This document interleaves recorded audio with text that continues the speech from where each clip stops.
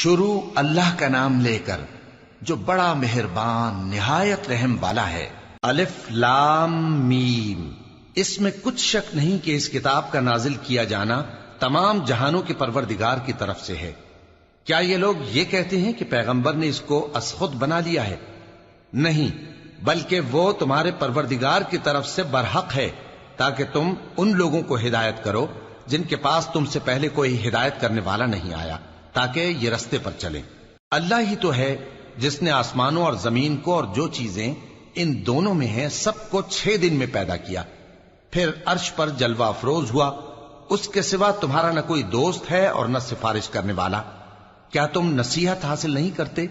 وہی آسمان سے زمین تک کے ہر کام کا انتظام کرتا ہے، پھر ہر کام ایک روز جس کی مقدار تمہارے شمار کے مطابق 1000 برس ہوگی اس کی طرف رجوع کرے گا۔ اسی شان کا ہے وہ خالق جو پوشیدہ اور ظاہر کا جاننے والا ہے، غالب ہے، بڑا مہربان ہے۔ وہی جس نے ہر چیز کو بہت اچھی طرح بنایا، یعنی اس کو پیدا کیا اور انسان کی پیدائش کو مٹی سے شروع کیا، پھر اس کی نسل ایک قسم کے خلاصے سے یعنی حقیر پانی سے بنائی، پھر اس کو درست کیا، پھر اس میں اپنی طرف سے روح پھونکی اور تمہارے کان اور آنکھیں اور دل بنائے، مگر تم بہت کم شکر کرتے ہو۔ اور کہنے لگے کہ جب ہم زمین میں ملیا میٹ ہو جائیں گے تو کیا اثر نو پیدا ہوں گے؟ حقیقت یہ ہے کہ یہ لوگ اپنے پروردگار کے سامنے جانے ہی کے قائل نہیں۔ کہہ دو کہ موت کا فرشتہ جو تم پر مقرر کیا گیا ہے تمہاری روحیں قبض کر لیتا ہے، پھر تم اپنے پروردگار کی طرف لوٹائے جاؤ گے، اور تم تعجب کرو جب دیکھو کہ گناہگار اپنے پروردگار کے سامنے سر جھکائے ہوں گے اور کہیں گے کہ اے ہمارے پروردگار، ہم نے دیکھ لیا اور سن لیا، تو ہم کو دنیا میں واپس بھیج دے کہ نیک عمل کریں، بے شک ہم یقین کرنے والے ہیں۔ اور اگر ہم چاہتے تو ہر شخص کو ہدایت دے دیتے، لیکن میری طرف سے یہ بات قرار پا چکی ہے کہ میں دوزخ کو جنوں اور انسانوں سب سے بھر دوں گا، سو اب آگ کے مزے چکھو، اس لیے کہ تم نے اس دن کے آنے کو بھلا رکھا تھا۔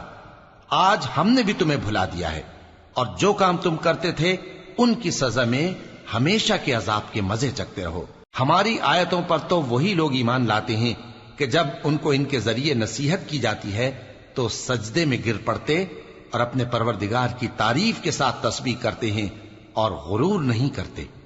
ان کے پہلو بچھونوں سے الگ رہتے ہیں، اس حال میں کہ وہ اپنے پروردگار کو خوف اور امید سے پکارتے اور جو کچھ ہم نے ان کو دیا ہے اس میں سے خرچ کرتے ہیں۔ سو کوئی شخص نہیں جانتا کہ ان کے لیے کیسی آنکھوں کی ٹھنڈک چھپا کر رکھی گئی ہے، یہ ان اعمال کا صلہ ہے جو وہ کرتے تھے۔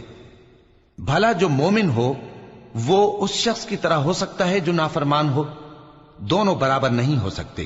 جو لوگ ایمان لائے اور نیک عمل کرتے رہے ان کے رہنے کے لیے باغ ہے، یہ مہمانی ان کاموں کی جزا ہے جو وہ کرتے تھے، اور جنہوں نے نافرمانی کی ان کے رہنے کے لیے دوزخ ہے، جب چاہیں گے کہ اس میں سے نکل جائیں تو اس میں لوٹا دیے جائیں گے، اور ان سے کہا جائے گا کہ جس دوزخ کے عذاب کو تم جھوٹ سمجھتے تھے اس کے مزے چکھو، اور ہم ان کو قیامت کے بڑے عذاب سے پہلے دنیا کے عذاب کا بھی مزہ چکھائیں گے، شاید وہ ہماری طرف لوٹ آئیں۔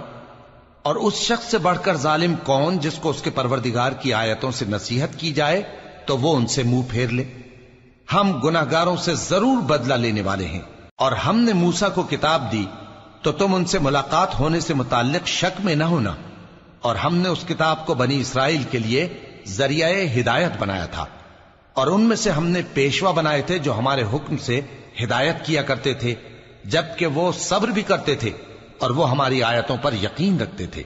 بلا شبہ تمہارا پروردگار ہی ان میں جن باتوں میں وہ اختلاف کرتے تھے قیامت کے روز فیصلہ کر دے گا۔ کیا ان کو اس امر سے ہدایت نہ ہوئی کہ ہم نے ان سے پہلے بہت سی امتوں کو جن کے رہنے کے مقامات میں یہ لوگ چلتے پھرتے ہیں ہلاک کر دیا؟ بے شک اس میں نشانیاں ہیں، تو یہ سنتے کیوں نہیں؟ کیا انہوں نے نہیں دیکھا کہ ہم بنجر زمین کی طرف پانی رواں کرتے ہیں، پھر اس سے کھیتی پیدا کرتے ہیں جس میں سے ان کے چوپائے بھی کھاتے ہیں اور یہ خود بھی کھاتے ہیں؟ تو یہ دیکھتے کیوں نہیں؟